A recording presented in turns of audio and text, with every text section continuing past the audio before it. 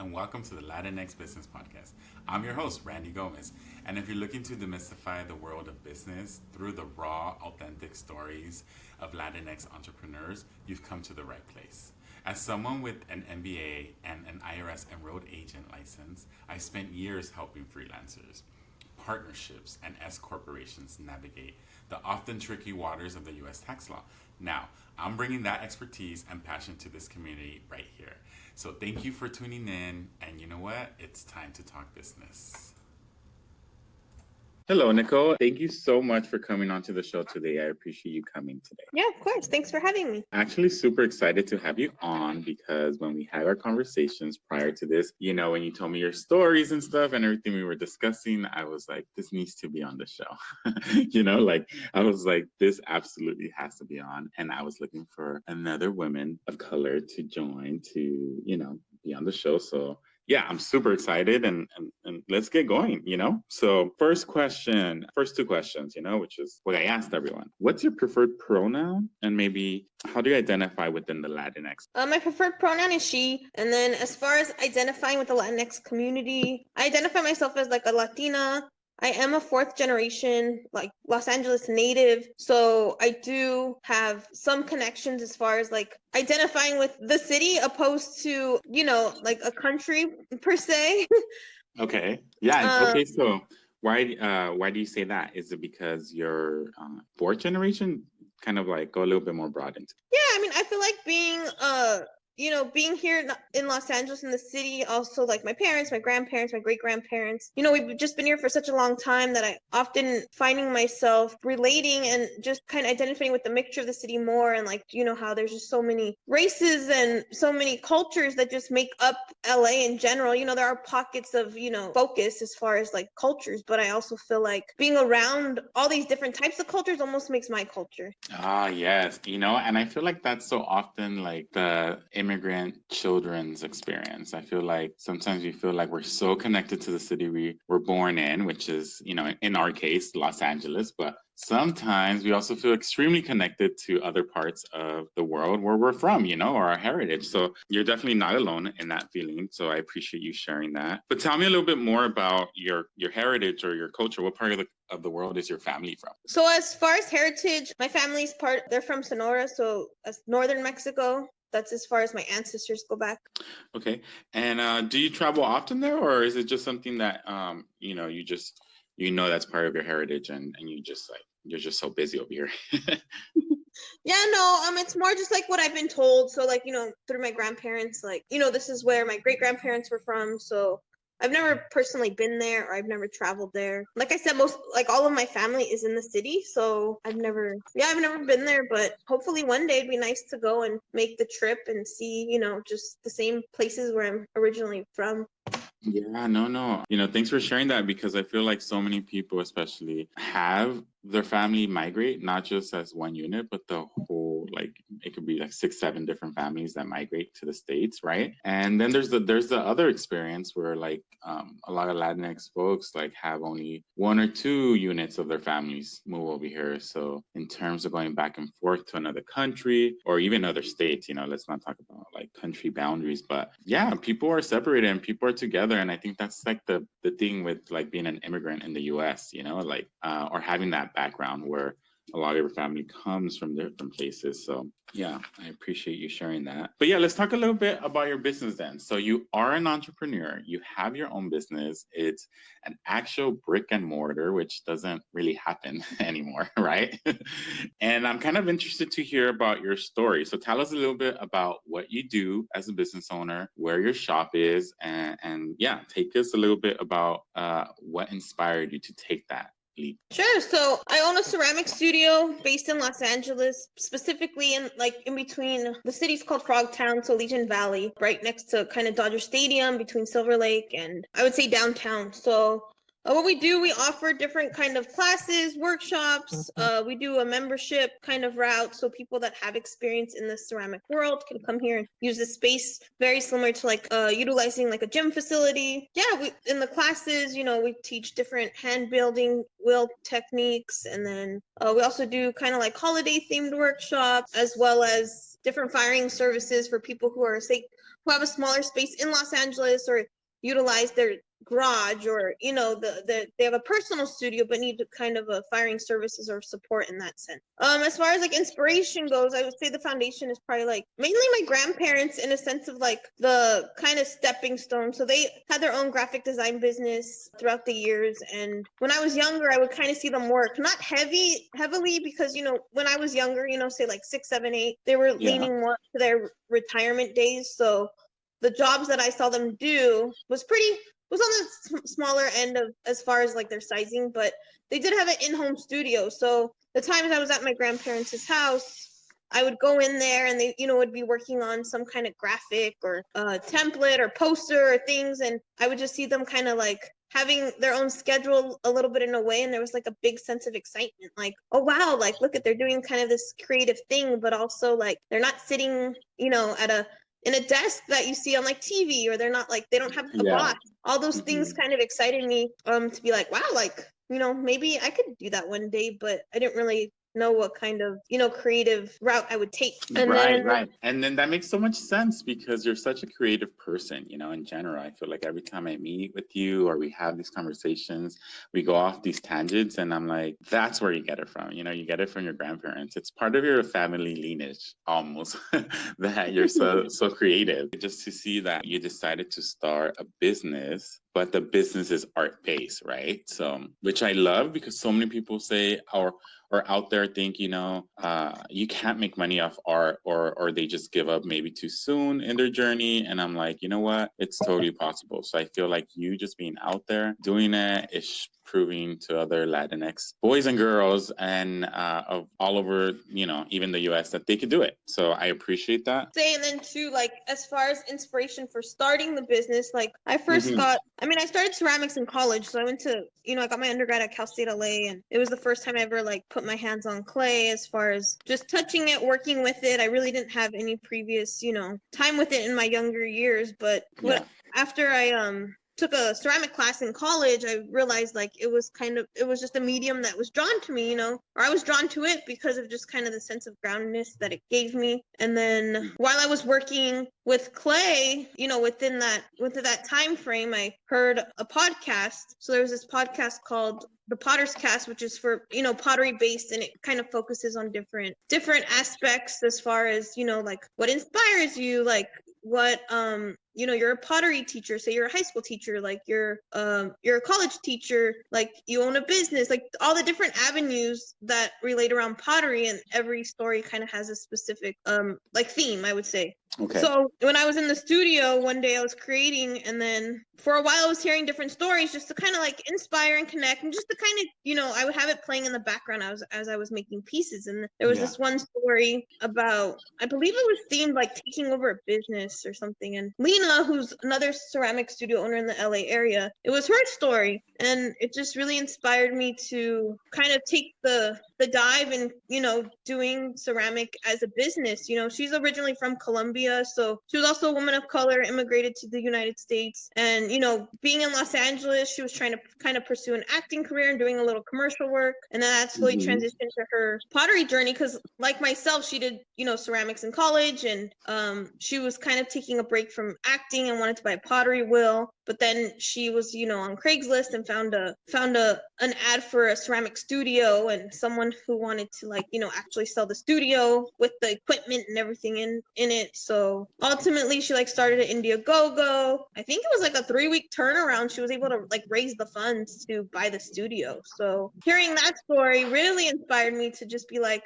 I was at a place in my ceramic career where it was like, do I just keep going alone and pushing forward and just kind of try to make it big independently, or do I I had this other dream of creating a ceramic studio within my hometown, and just having a space for other people to come in and create and teach and go on with that. Right. I mean, that's, when you told me that story, I was like, this is so inspiring. Like, you got inspired by another podcast, right? And then it's great, because I love to hear that another Latinx woman, inspired another Latina, right? So I feel like it's great to hear that, because sometimes a lot of people hear things, or, I mean, I could say I'm of my own fault at this as well, but I'm like, oh, that's already been done. I can't do that anymore. Or I think of an idea and I'm like, oh, well, that would have been a nice business, but it's already been done 3, 4 times. So the fact that you took that and you ran with it and shows your determination, your grit, and the great strength in you as an entrepreneur, because most people would have stopped at that moment, right? And said, this has been done. So yes, moving along, tell me more about the process of opening up your ceramic studio, because you were inspired first, and once you have the great idea, next comes implementation. So yeah, tell me more about that process. So we opened the studio. I opened the studio like in 2017. So we're pushing our 5-year mark, I guess, in a few months. So I heard the podcast. It's actually like yesterday was the 5-year mark. Like her podcast came out 5 years ago. So it's kind of wild, like full circle to be like, wow, okay, today's like October 12th. And I heard that podcast 5 years ago. And now, our ceramic studio is about to hit our 5-year mark as far as being open to the public. So yeah, that was back in October of 2016. I mean, now it's October of 2021. So Yeah, it's funny.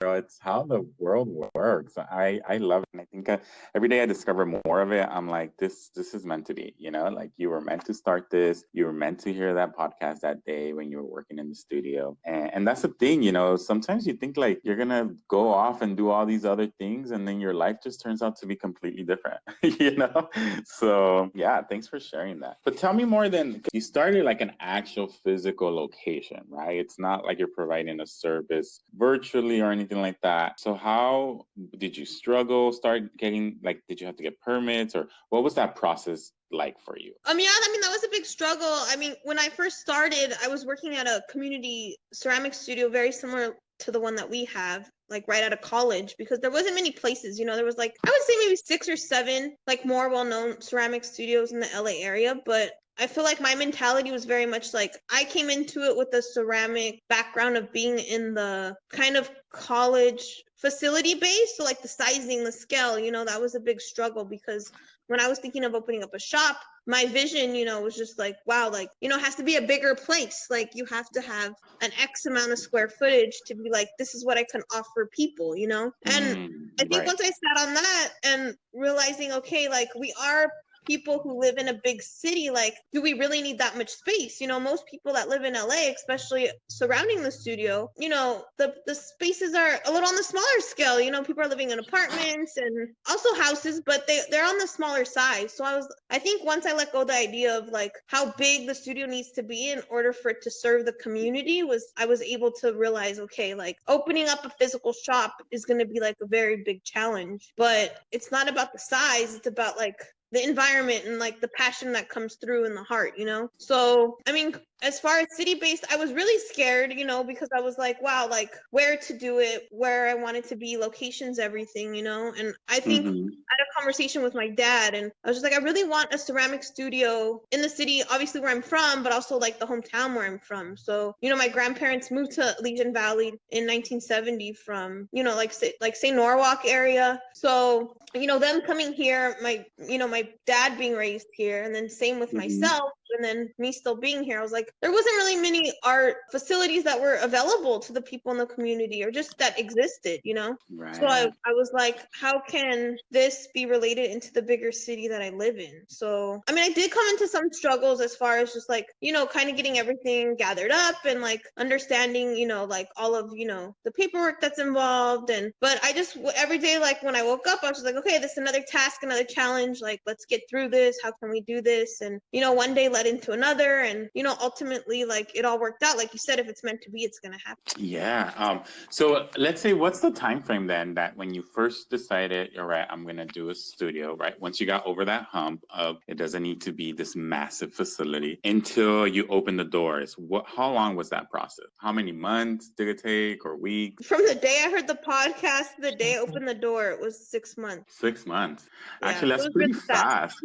Yeah, I was going to say that's actually pretty fast, but that's great because, sometimes you think it's going to take a year or I don't know, maybe sometimes you think it's going to be a lot faster. Maybe you thought you wanted to be open in 2 months or something, but I know you have permits you had to look into and stuff. So no, that's good that it only took 6 months because I listen to NPR a lot, right? And so there was a clip or an episode on like minority starting like weed businesses in Oregon, but there was a couple who had been waiting for 2 years for permit, right? And they were just draining all of their savings, and they had like a whole empty warehouse just sitting, but they couldn't start, right? So sometimes it's important to look into what needs to be done for the business you're trying to open before you actually start. But even that, you know what, I sometimes just tell people, just go just go and start. If you think about it for another year or 2 years, you're never gonna start, so the bigger, I guess, what am I trying to say, the bigger lesson to be learned is you definitely went for it, and it did take some time to start and get everything set up, but now you're set up and you've been there for 5 years. Could you believe that you've been there for 5 years now? No, every day I wake up and I was like, wow, like I can't believe like this is my life. One, and then secondly, like just the time that's flown by, seeing the clients, like we've had some clients that have been here since we opened our doors, and being like, wow, I've known them 5 years, seeing their kind of craft grow, and they're challenging themselves, not just like in ceramics, but I've seen people, like go on a first date to get married who now have kids, and it's just a wild ride to like physically see their transition in life through their personal what word am I looking for, just kind of personal growth, right? Yeah. And then like walking into the same space and just seeing the space grow as well in different ways, small ways, but also like you see a baby who is say like a year old, and now they're about to be 6, and then realizing, wow, this is the same time frame as the space. Yeah. Yeah, your baby is as old as their baby now. That's so cool. That's awesome. I love that. So then tell me more than a little bit about the pandemic, COVID-19, right? How did that affect your business model? Yeah, I mean, we obviously closed when the lockdown happened, and then we were closed for several months. We opened and closed, 3 times in that transitional period because of, the city would open and then it would close. And then, one time we made the personal choice to close just for safety, and it was just going back and forth. And I mean, emotionally, that was a big struggle. It was a big struggle moment for myself, just because, everything I've worked for, I felt like it was starting to crumble and everything was out of, my control, which the whole world felt, and we're still feeling. But Yeah. Once we did reopen, the energy of the space really shifted. This warm, welcoming, like clay community just was scared and fearful. And even, when we started classes again, and, I was teaching, I felt like the emotional shift of just people, like, one, not only being scared to be around people, but just, conversations that were just organic weren't happening. And, it was just a completely different space. So it took me, a couple weeks to really understand what like this new space was, and also be okay with it for some time, because, you want people to feel safe and comfortable in the space that you're providing. But right. Secondly, like, what can I do to kind of refill up this energy and like create this like soul heart that I know this space has potential to be, because I've seen it, I felt it, I've lived it. So I was like, okay, like, yeah. the more people the merrier, in a sense of like the more energy. Like, there might be some people that are really like scared and nervous, but there's also going to be some other people that might feel otherwise. So I did have to restructure our business model as far as like the services we offered. So we've always offered like, more lengthy time committed classes, but, we were offering like one-time classes where people would come in and create a pot, and, it was less commitment on their calendar, which I think worked in our benefit, because we were able to serve more people and give them the experience they deserved. But also people weren't like, oh, I don't want to sit in for a class for 4 to 6 weeks. Like, that's just, I don't know where my life's going to be. I don't know where my day-to-day is, So that was a big shift for us. But also I think it's been nothing for the better, because now like people are walking in here every weekend, every week, and we're seeing new faces. More people are seeing the space. More people are getting their hands on clay. And it's ultimately like giving them the experience that could potentially lead them into like like having clay hobby, or, you know, maybe even one day like selling their clay pieces. So I think the pandemic has shifted not my business model, like has shifted our business model, but it's also shifted me as a like woman. Like, you know, the hustle that I gained and like the hard work that I do daily now is, I'm almost a different person, because, you know, having the fear of losing the space was like kind of like relating it to like my baby, like, oh, I'm gonna lose my baby. And I just wasn't ready to like swallow that pill. Like closing was just never an option. I was like, I will go back to $0 and do everything I can to keep this place open, because I knew how much it meant to the people that come here. So I was willing to really take the L as far as being like, it's okay, you know? I mean, year one of having the studio, I didn't make, obviously, you know, you don't have a salary of any sort or paying yourself. And then the year of the pandemic struggle, I mean, we're still in it, but obviously things have shifted. I wasn't I wasn't paying myself at that time as well. So I really like, you know, have so much gratitude for like my family and, you know, their unconditional support as far as like, you know, financially, they did help me a lot that in between that gap. And that, you know, everyone, you know, in the beginning was thanking me like, Nicole, like, you know, thank you so much for keeping the space. Like, you know, you've pushed through it. Like, I can't believe like we're still here and we're able to create. And I'm like, you know, looking in the mirror, it's like, yeah, it was decisions I made, but I have nothing but like unconditional like love for my family, because, you know, I almost tell my clients like, you know, thank my family, don't thank myself. Like they're the ones who helped me. Yeah, no, you know, it takes our parents, our loved ones, your partners, your friends, family. So that's great. That's great to hear. And especially now, 5 years into it, like you survived the pandemic, which I think it is a true testament to your vigor as an businesswoman, right? Because so many, we had conversations during the pandemic, and I remember thinking like, oh, this is like, I don't want to say it, but I mean, I'm going to say it just because I know probably people are thinking of it out there, but like, you know, a non-essential business, right? Yeah. Whereas, like, we were really non-essential. Clay is not essential. But at the like time. at the time, right?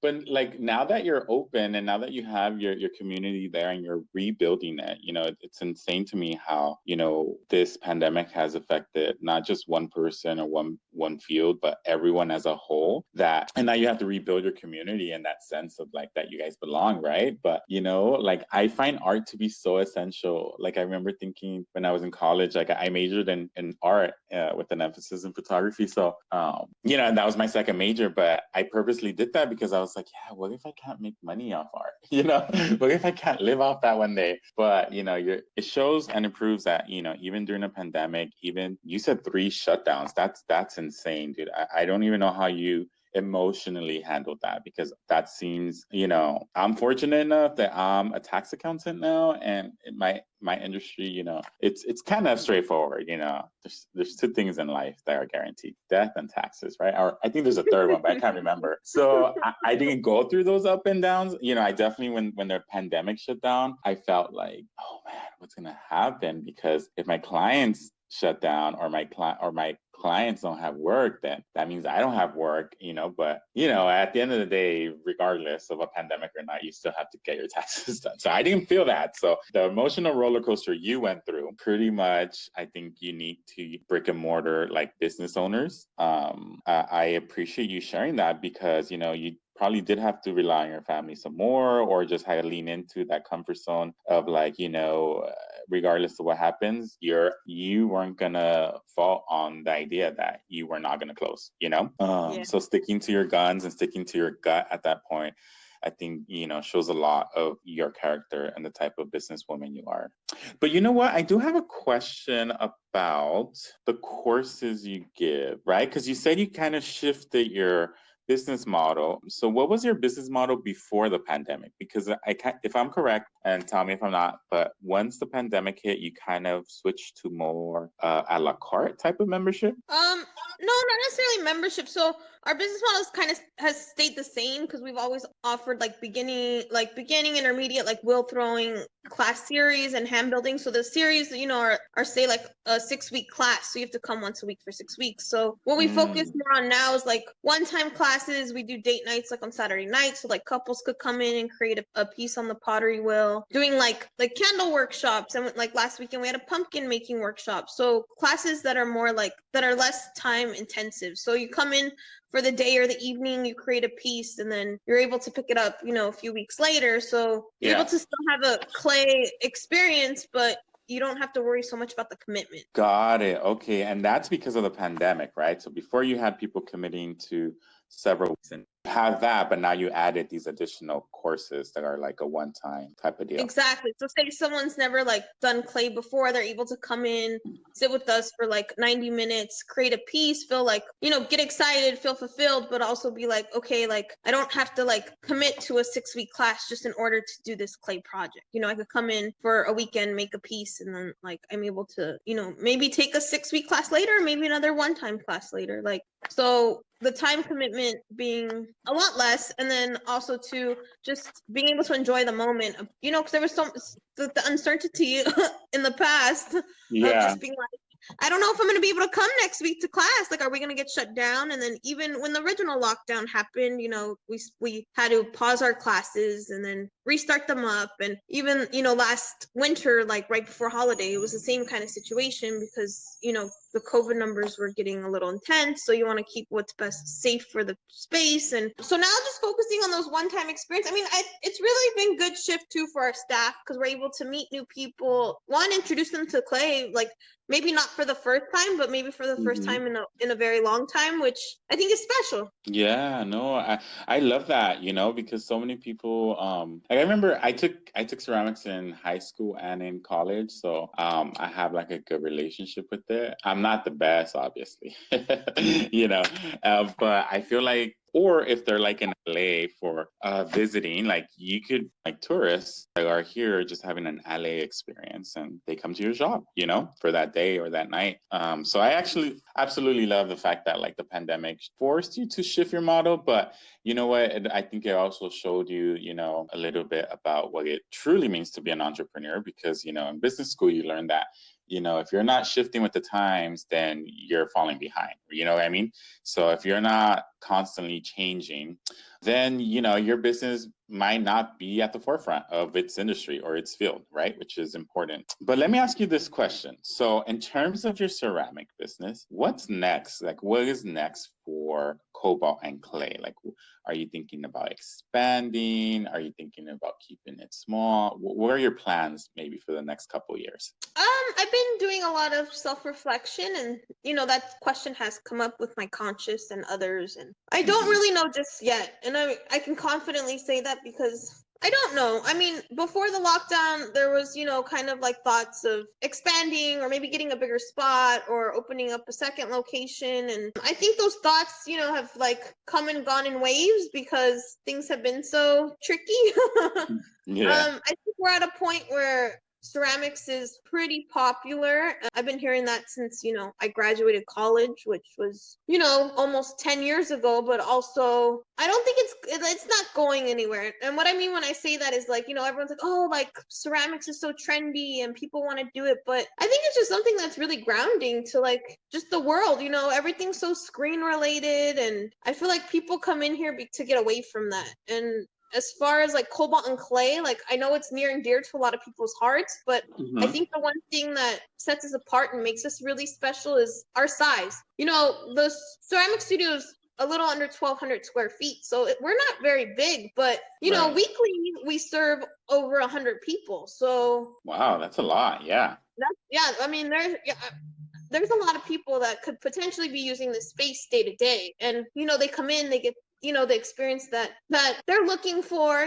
We're also pretty family oriented as far as just like the people that work here. I mean, my goal as a business owner and just a person is to really like dig deep and see what I want and what I see the vision of the ceramic studio to be. Like, do I want to open another location? Like, I think so. Like, I'm not going to say no to that. Do I need to? Like, I think like I don't really know, but there's gonna be something happening. There's not, I don't want to say Yeah. big things coming, but I'm gonna make moves. Like, I just turned 31 this past year, so I think just taking the pace, enjoying, the highs and lows, and just really being extremely confident in what comes next is what I'm gonna just really take my time with.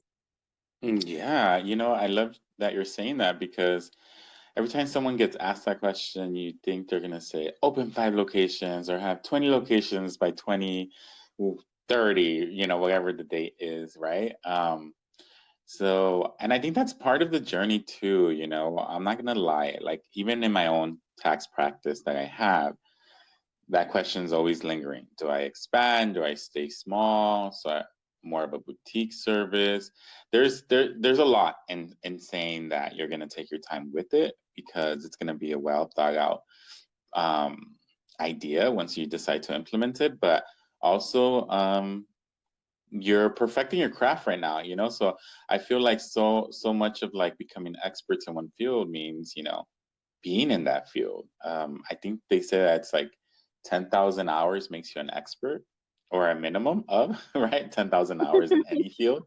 So, yeah, take your time with it. I appreciate you being super honest with that question. But let me ask you this other question, and let's move on to the next question. If you could give the audience like a financial lesson for them to walk away with, what would you tell them? What would be the story right now as a business owner? Like, what have you learned? Yeah.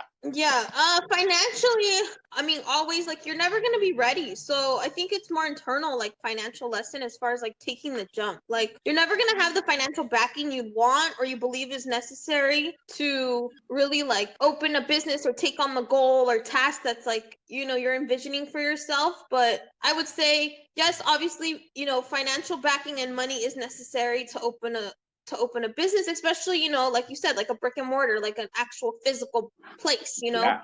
But like going back to that 6-month gap of being like, from an idea to open doors, like if I didn't take that risk at that time in my life and at that age, there is no way I would have done it now. Like, I was fearless, I was confident, I had a lot of people surrounding me who I did feel like a little bit of haterade, I'm not gonna lie. Haterade in LA? No way.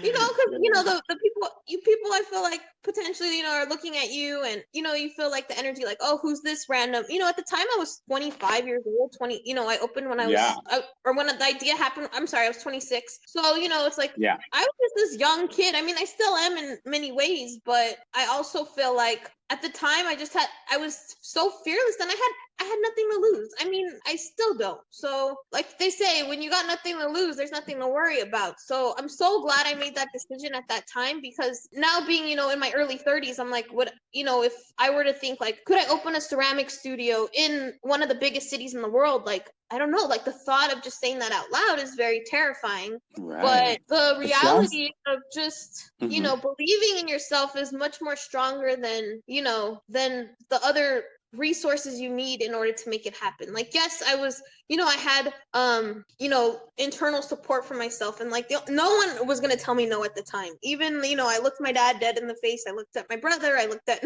a lot of people, and they were just like, well, this, like, are you sure, what do you think, like, and there was nothing, like, no was just not entering my ear at all. So as far as like financial lesson, I would just say, financially, you're never going to be ready for anything. It's kind of like when you have a child, like, everyone's like, oh, I want to have a great career and I need to have this much money so I could raise my kid. But if the passion that's behind those things, and like the love you have for, whether it's a person, a business, or like an actual activity, like that's gonna make the money come. And I feel like the only person who's gonna tell you no is yourself. So just believe in yourself. Wow. Yes, that's so big.